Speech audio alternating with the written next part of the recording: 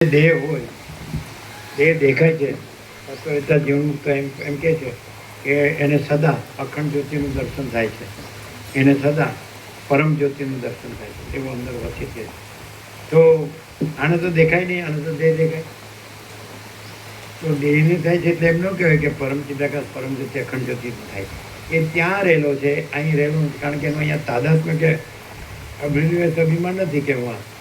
રામકૃષ્ણને ગળાનું દર્દ થયું તો ભાતનો દાણો ન લઈ અંદર ઉતરે ને પાણીનું ટીપું ન ઉતરે, પિંજર જેવું શરીર છેલ્લે શાંત હતા. તો હસતા હસતા એમ કે ગળાનું દર્દ જાણે બાજુ પર પડી રહ્યું છે, હું જાણે જોઈ રહ્યો છું. પણ હવે આને કેવી રીતે દેખાડવું કે આ સાક્ષી પરમાત્મા છે, આ દેહ નથી, દ્રશ્ય નથી, હોનારું નથી, અને આ જન્મ મરણ નથી, તો દુઃખે નથી. જેવી રીતે જે જીવને હું આ દેહ છું એટલે બીજો કોઈ દેહ હું નથી, બીજો દેહ હું છું એવું દેખાતું નથી, એવી રીતે એને પણ આ પરમ ચિદાકાશ પરમ જ્યોતિ અખંડ જ્યોતિ જ છે, એ આ હું નથી એવું પેલા હુંવાળાને દેખાતું નથી. એકદમ પ્રત્યક્ષ દ્રષ્ટા. જેવી રીતે હું આ દેહ જ છું, બીજો દેહ હું નથી, બીજો દેહ હું દેખાતું નથી, દેખાય. એવી રીતે પરમ ચિદાકાશ પરમ જ્યોતિ અખંડ જ્યોતિ સમજાય. તેને હું આ દેહ છું એવું દેખાતું નથી, અને પેલો જે હું આ જ દેહ છું એને આ પરમ ચિદાકાશ પરમ જ્યોતિ અખંડ જ્યોતિ છે એ દેખાતું નથી. એમ કે જેમ હું આ દેહ છું એમ આ દેહ છે. નહીં સમજાય? શું સમજાય કયો? આ દર્શન તો એકદમ પ્રેક્ટિકલ છે. કેવો?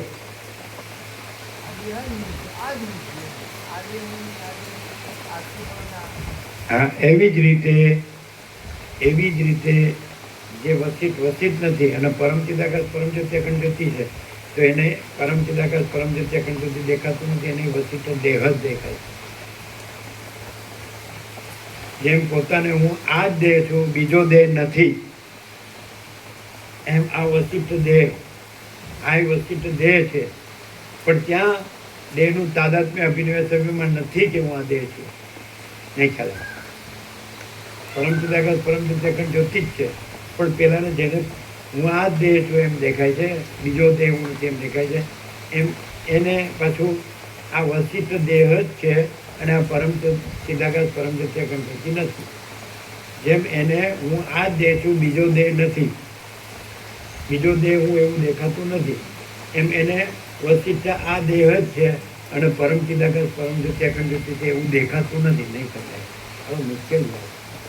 આનાથી પછી કેમ ગળાવું તમે? શું આ તો દાખલો છે કે હું આ જ દેહ છું ને બીજો દેહ નથી. એ રીતે વસિત આ જ દેહ છે ને પરમ ચિદાકાશ પરમ જ્યોતિ અખંડ જ્યોતિ નથી. નહીં.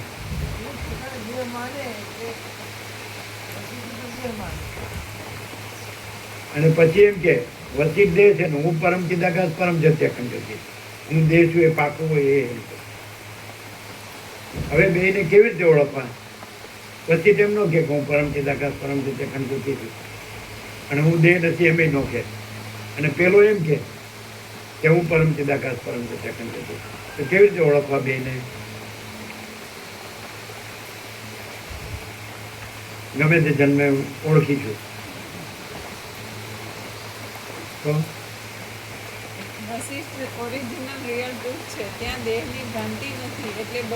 તો ત્યાં બોલો તો ખબર પડે.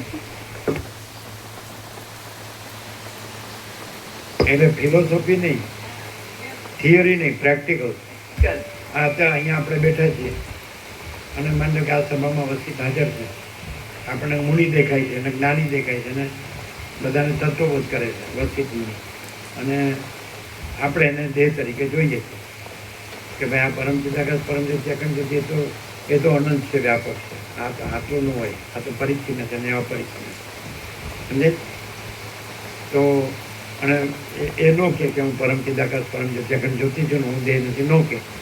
અને બીજો એમ કે આ દેહ છે, આ પરમ ચિદાકાશ પરમ જ્યોતિ અખંડ જ્યોતિ નથી, અને હું દેહ નથી ને હું પરમ ચિદાકાશ પરમ જ્યોતિ અખંડ જ્યોતિ છું. બરાબર? જીતુ પ્રભુ ગૂંચવાના ગૂંચવાય જ, કારણ કે હું આ જીતુ પ્રભુ છે પાકું છે. અને અને તારા મારી જ છે, બીજા કોઈની નથી. આ પાકું કે નહીં? અને છોકરા મારા જ છે, છોકરાના છોકરા મારા જ છે, બીજાના નથી. એટલે ગૂંચવાય. પણ એમ તો ખબર પડે ને કે એવું આ કાંઈ નથી. દેહ હોય તો આ દેહનો બધો ભવાડો હોય. આ બાળકોનો ચોખ્ખો શબ્દ કે શું કર્યું એને તો કે ભવાડા. મેલોડીનું નામ એવું કે બાળપણમાં. આ બધી ભાષા છે. ઢબુનો ઢ, ડી. તો ખબર તો પડે કાંઈ કોઈ ભવાડો નથી. તમારી ભાષામાં કેવું હોય તો હે અમારી ભાષામાં એમ કહીએ આ દેહ હું છું એવા જે હોય એને લફડા હોય. લફડા.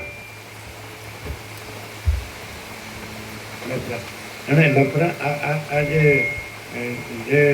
લગ્ન સંસ્થા છે ને એ લફડાનું લાયસન્સ. લગ્ન સંસ્થા છે ને એ લફડાનું લાયસન્સ છે. હેલ્પફુલ લગ્ન ને હેલ્પફુલ લફડા. પરમાકાશમાં લગ્ન લફડો બતાવો. દેહમાં હોય, દેહનું હોય. પરમ ચિદાકાશ પરમ જગ્યા ન હોય.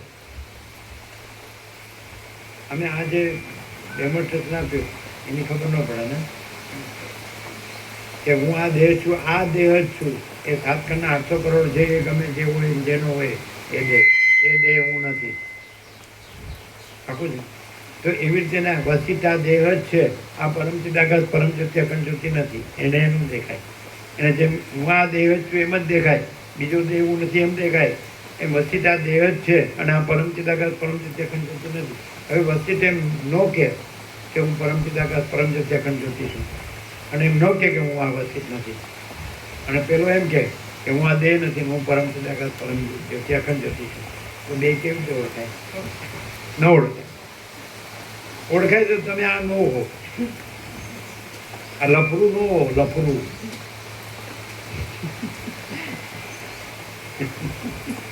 ઓડિયું છે. આ કોઈ કોપા બેનું રાજ નથી. આનો પ્રસાદ આપજો. જવું બોલો કયો કે નથી સમજાતું?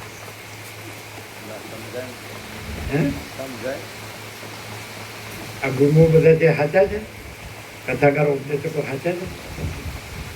કોઈ કીધું કે હું આ નથી? અને પરમ ચિદાકાશ પરમ જ્યોતિ અખંડ જ્યોતિ છે કોઈ? અમે તો જાણ્યું નથી.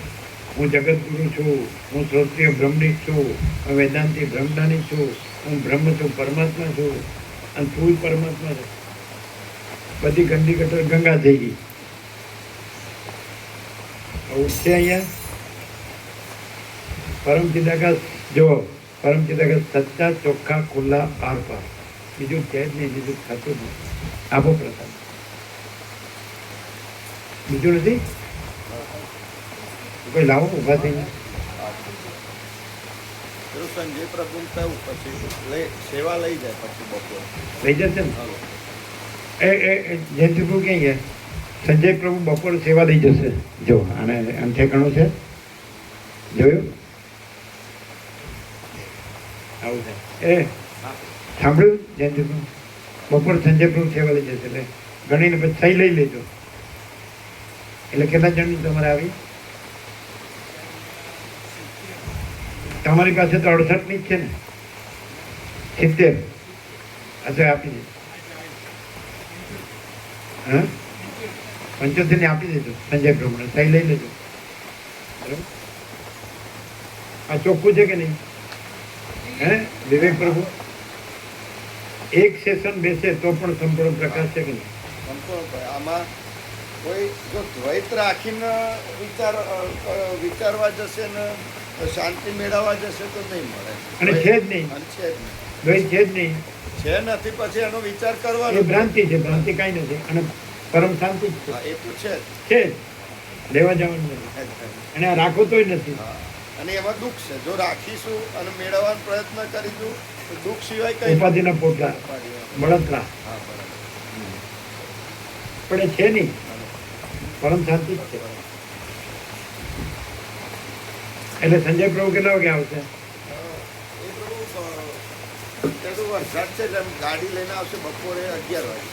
બપોર સાંભળો જયંતિ પ્રભુ, લગભગ બપોરે 11 વાગે આવશે એટલે ગણાવી દેજો એને, એ ગણી લેજે, બરાબર ને? થઈ લઈ લેજો.